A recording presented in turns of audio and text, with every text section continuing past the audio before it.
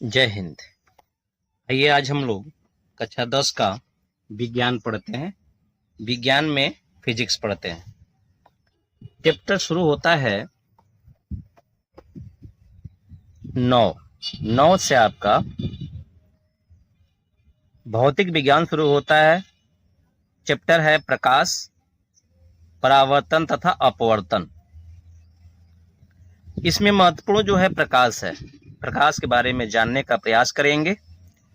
तो आप सही वीडियो पर और सही जगह आए हुए हैं। अगर आप 10 की तैयारी कर रहे हैं और बोर्ड में आपको अच्छा नंबर प्राप्त करना है तो बिल्कुल सही वीडियो पे आए हुए हैं। तो आइए शुरू करते हैं। प्रकाश क्या है? क्योंकि परावर्तन और अपवर्तन दोनों ही प्रकाश की घटना होती है। वह समझ में तभी आएगा जब आपको प्रकाश के बारे में ज्ञान होगा।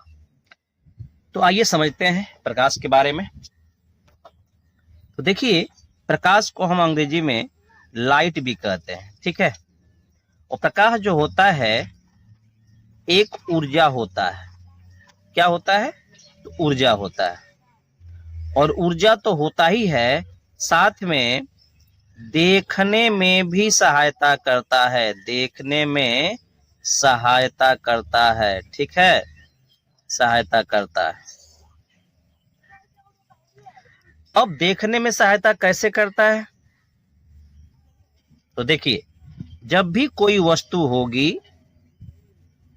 तो उस वस्तु के पास प्रकाश खुद होगा या कहीं से प्रकाश आएगा, उस पर टकराएगा, परावर्तन होगा यहां से और आपके आंख पे जाएगा प्रकाश, तब जाके यह वस्तु दिखाई देगी, ठीक है। फिर से समझ सकते हैं इसको दोबारा कि प्रकाश कहीं से आती है, किसी वस्तु पर टकराती है और यहां से प्रकाश परावर्तन होकर मेरी आंख पर पहुंचती है, तो इस वस्तु को हम देख पाते हैं, ठीक है। तो हम कह सकते हैं कि जो प्रकाश होता है हमारे देखने में सहायता करता है। अब देखते हैं प्रकाश के स्रोत क्या क्या हैं। प्रकाश के स्रोत क्या क्या हैं?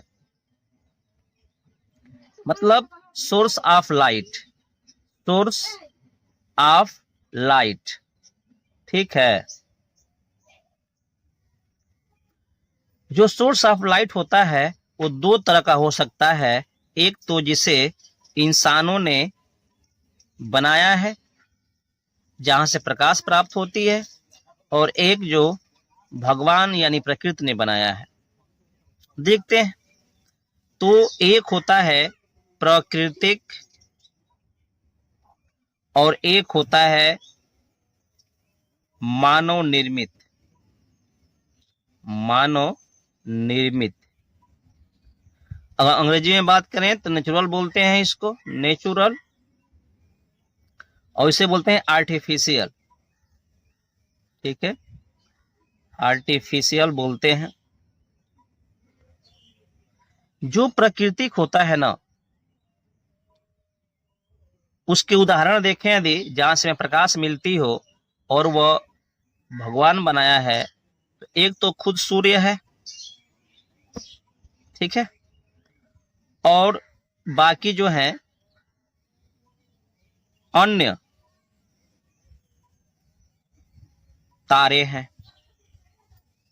अन्य तारे हैं, ग्रह नहीं हो सकते, क्यों? ग्रह जो होते हैं वो अपने प्रकाश से नहीं चमकते हैं, वह तारों के प्रकाश को लेकर ही चमकते हैं। उनके पास अपना कुछ प्रकाश नहीं होता है। आर्टिफिशियल की यदि हम बात करूं, बहुत सारे प्रकाश देने वाले सोर्स हैं, साधन है जहां से हमें प्रकाश प्राप्त होता है। जैसे विद्युत बल्ब, विद्युत बल्ब प्रकाश देने वाला मानव द्वारा बनाया हुआ एक साधन है। मोमबत्ती जो जल रही हो, मोमबत्ती भी प्रकाश का स्रोत है। साथ में जलता हुआ दीपक, जलता दीपक,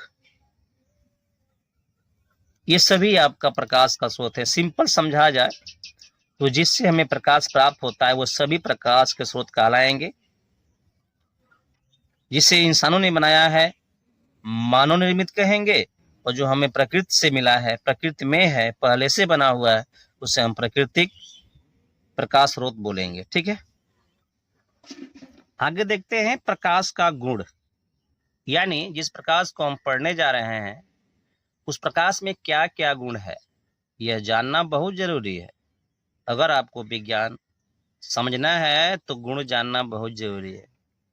तो आइए आप लोग भी निफिक्र होकर के समझने का प्रयास करिए। प्रकाश के गुण को अंग्रेजी में हम प्रॉपर्टी ऑफ लाइट कहते हैं, प्रॉपर्टीज ऑफ लाइट बोलते हैं। ठीक है, देखिए अंग्रेजी जानना बहुत जरूरी है, क्योंकि विज्ञान का जो लैंग्वेज है इंटरनेशनल है और वो अंग्रेजी होती है, तो आपको अंग्रेजी में जानना चाहिए। तो देखते हैं क्रम से प्रकाश का प्रॉपर्टी क्या क्या होती है। तो पहला गुण होता है प्रकाश का, प्रकाश सरल रेखा में चलता है। प्रकाश क्या करता है? प्रकाश सरल रेखा में चलता है। ठीक है, यह कैसे कह सकते हैं? इसलिए कह सकते हैं कि ये प्रकाश का स्रोत यदि है, प्रकाश चलेगा यहां से, तो इसको यहां जाना है, चाहे यहां जाना है, चाहे यहां जाना है, तो बिल्कुल सीधाई में ही जाएगा। देख रहे हैं, ये सीधाई में ही जा रहे हैं, सीधाई में प्रकाश जाती है। कभी ऐसा नहीं हो सकता कि यहां से प्रकाश हमको यहां जाना है तो प्रकाश ऐसे हो करके जाए, ऐसा प्रकाश नहीं जाता है, ऐसा प्रकाश नहीं जाता। जब भी जाएगा सीधा में ही जाएगा। ठीक है, प्रकाश ऐसे जाता है, इसे बोलते हैं प्रकाश सरल रेखा में चलता है। यह है सरल रेखा, सीधी रेखा में चलता है। ठीक है, तो ये आपको ज्ञान रहना चाहिए। इसको प्रूफ कैसे कर सकते हैं? जैसे मान लीजिए आपके पास यहां से प्रकाश चल रहा है, सामने जो है, सामने मान लीजिए 3 दफ्तियां हैं और तीनों में एक समान छिद्र है। सामने मान लीजिए यहां छेद कर दिया गया, यहां छेद कर दिया गया और यहां छेद कर दिया, मतलब तीनों में एक समान ऊंचाई पर छेद कर दिया गया। ठीक है, और जब कोई व्यक्ति इधर से देखेगा, ये आंख है, जब व्यक्ति देखेगा तो प्रकाश यहां से क्या करेगी, मेरी आंख पर सीधे पहुंचेगी और क्या होगी, ये वस्तु हमें दिखाई देने लगेगी। यहाँ प्रकाश का स्रोत जो है, जो यहाँ प्रकाश का बत्ती जल रही है, वो हमें दिखाई देगी, क्योंकि प्रकाश सीधा चल रहा है और सीधाई में ही छिद्र है, तो हमको छिद्र से होकर प्रकाश आंख में पहुंचेगा, दिखाई देगा। लेकिन अगर इस बीच वाले को अगर हम क्या कर दिए, ऊपर उठा दिए, इसको हमने ऊपर उठा दिया और छिद्र भी तो ऊपर उठ जाएगा, छिद्र यहाँ चला जाएगा।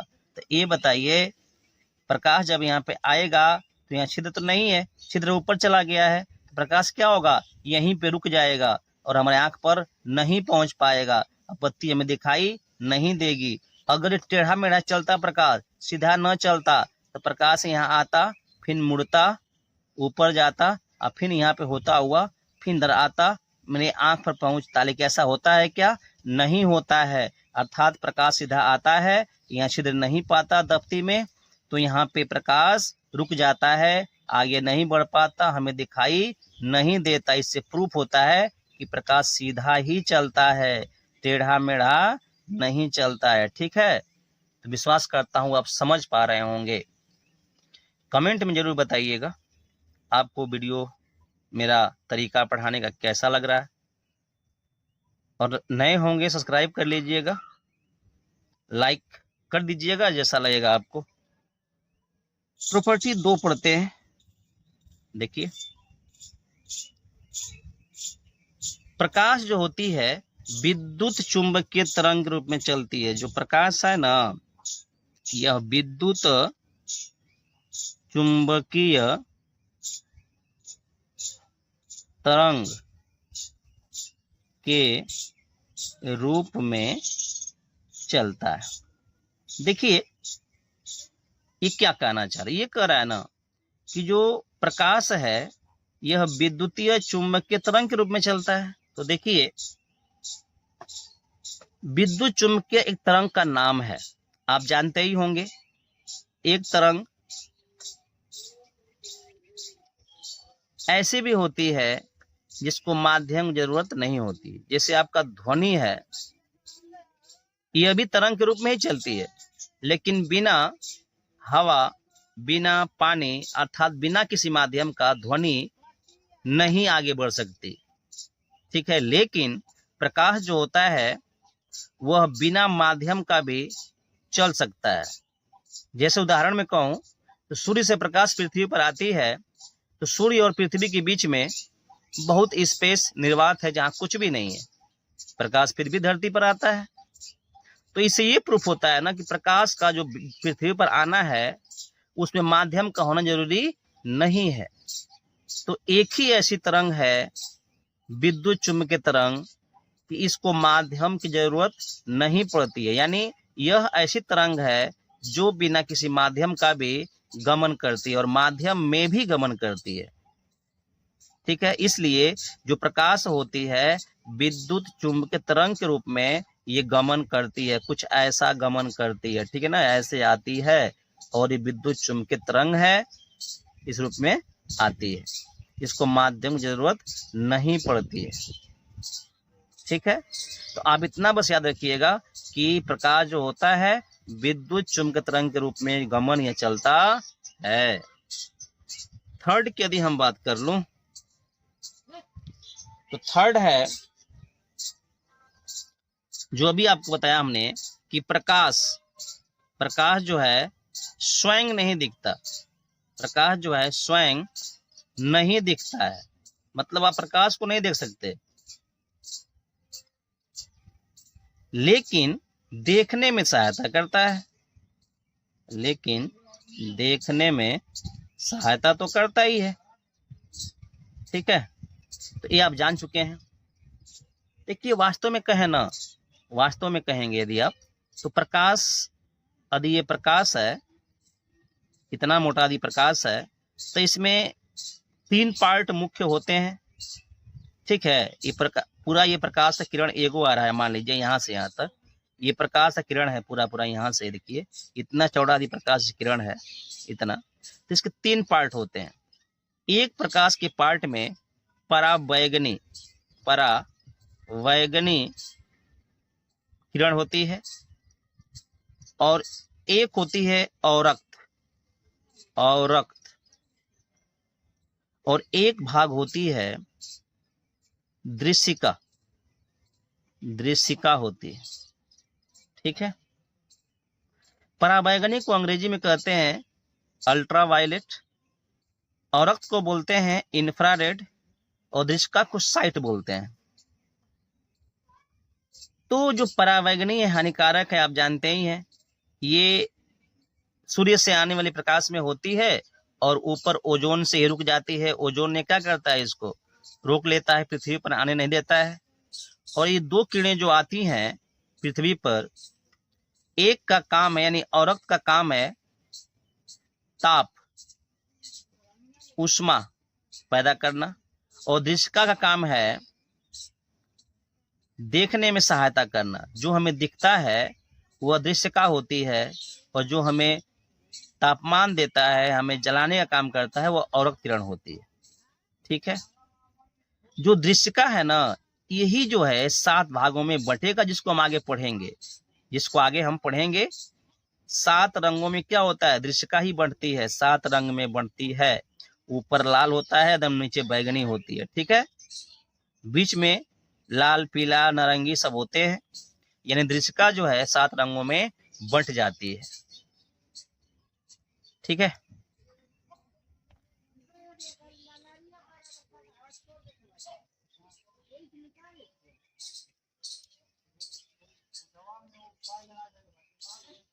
चौथा प्रॉपर्टी देखते हैं।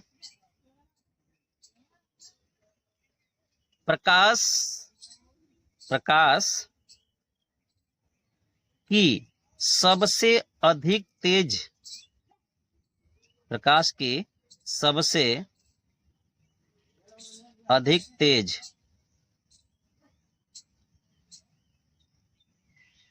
चाल जो होती है ना, वह निर्वात में होती है।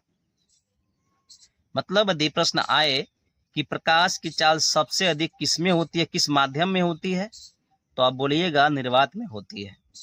कितनी होती है? तो 8 गुणे 10 की पावर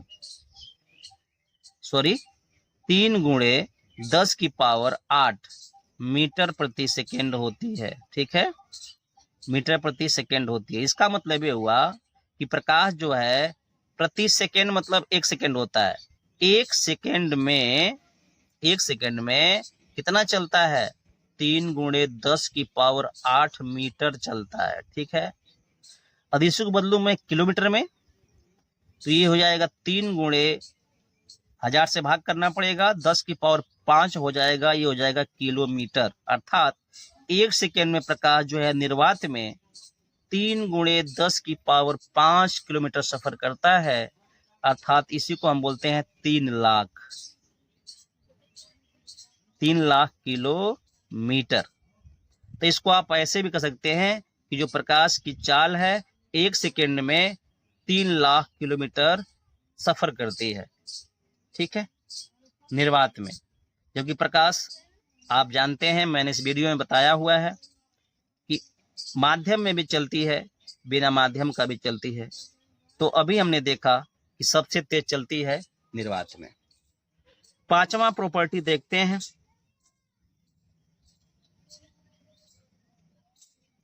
कि जो प्रकाश है ना, जो प्रकाश है पारदर्शी माध्यमों में, पारदर्शी मतलब ऐसा माध्यम जो आर पार दिखता है उसे बोलते हैं पारदर्शी।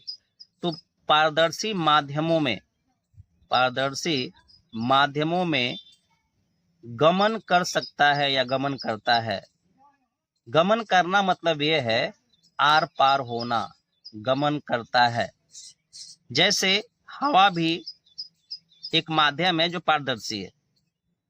पानी भी एक, स्वच्छ पानी की बात कर रहे हैं, भी एक माध्यम है जो पारदर्शी है। कांच, यह भी एक माध्यम है जो कि पारदर्शी है। ठीक है, निर्वात को भी आप पारदर्शी मान सकते हैं। बताइए मानना क्या है? ये सभी जो है आपके पारदर्शी माध्यम है। जबकि अपारदर्शी माध्यम, अपारदर्शी माध्यमों में प्रकाश गमन नहीं कर सकता, प्रकाश गमन नहीं कर सकता। ठीक है, जैसे लकड़ी हो गया,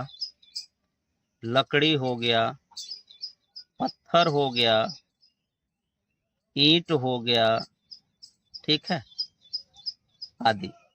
ये ऐसे माध्यम है जो अपारदर्शी हैं और इनको प्रकाश कभी पार नहीं कर सकता, अर्थात इसमें नहीं चल सकता। 6वां देखते हैं गुण को। चमकदार पृष्ठ यानी सतह है तो उस पर जब प्रकाश पड़ेगा, जब प्रकाश पड़ता है मतलब सतह पर पड़ता है तो प्रकाश का परावर्तन हो जाता है, प्रकाश का परावर्तन हो जाता है। ठीक है, जैसे ये कोई चिकना सतह है, ठीक है, ये चिकना सतह है, मान लीजिए कुछ ऐसा सतह है, ये चिकना कोई सतह है, ठीक है, कांच ही इसको मान लीजिए नीचे से पेंट किया गया है।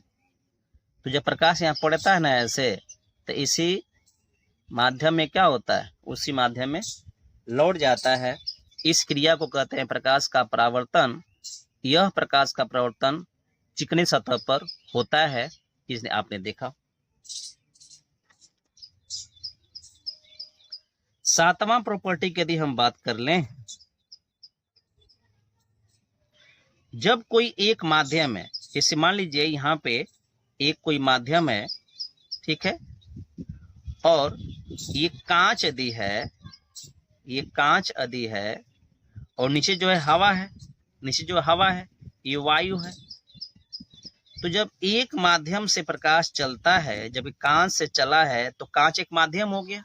इस माध्यम से जब प्रकाश दूसरे माध्यम में अर्थात वायु में जा रहा है, अर्थात दूसरे माध्यम में जा रहा है, तो इसका पथ ये होना चाहिए था, लेकिन नहीं, ये अपने पथ से क्या होता है, हट जाता है, अपने पथ से हट जाता है और इधर चला आता है। ठीक है, यह कैसे आता है इसका विस्तृत हम आगे पढ़ेंगे।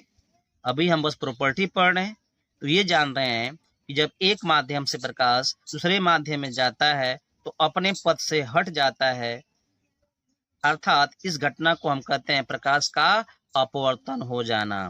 क्या हो जाता है, तो प्रकाश का अपवर्तन भी होता है। ठीक है, ऊपर आपने देखा कि परावर्तन होता है, और प्रकाश का हमने अभी देख रहा हूं कि अपवर्तन भी होता है। अपवर्तन कैसे होती है उसकी हम विस्तृत जानकारी आगे लेंगे। ठीक है, आइए आठवां और अंतिम प्रॉपर्टी भी देख लेते हैं प्रकाश का। जो दृश्य प्रकाश बताया हमने अभी आपको कि प्रकाश के 3 भाग होते हैं सूर्य से आने वाले प्रकाश का। एक होता है परावैगनिक, एक होता है अवरक्त, और एक होता है दृश्य का। तो दृश्य का में 7 रंग होते हैं। जो दृश्य का प्रकाश है ना, दृश्य का प्रकाश में 7 रंग होते हैं। ठीक है, जो सबसे अधिक, सबसे ऊपर जो होती है वो लाल होती है, जो सबसे नीचे होती है वो बैगनी होती है। ठीक है, वह बैगनी होती है। और ये सब तरंग के रूप में चलती हैं, और तरंग को हम नापते हैं तरंग दैर्ध्य के रूप में। तो सबसे कम तरंग दैर्ध्य 3900 एंगस्ट्रॉम बैगनी की होती है, और सबसे अधिक तरंग दैर्ध्य 7800 एंगस्ट्रॉम लाल की होती है। बीच में 3900 से लेकर के 7800 के बीच में बाकी 5 रंगों का भी तरंग इन्हीं के बीच में होता है। उसको अभी हमको नहीं पढ़ना। तरंग दैर्ध्य क्या होता है आगे जब हम बताएंगे आपको, उस समय समझाने का प्रयास पूरा करेंगे कि आपको समझ में आ जाए तरंग दैर्ध्य क्या होता है। ठीक है, जो जो टॉपिक, जो जो नाम बीच में आएगा उसका पूरा व्याख्या करने का हम प्रयास करेंगे। तो विश्वास करता हूं आपको वीडियो अच्छा लग रहा होगा, क्योंकि आप यहां तक कम से कम रुके हुए हैं। तो धन्यवाद, फिर अगले वीडियो में मिलते हैं।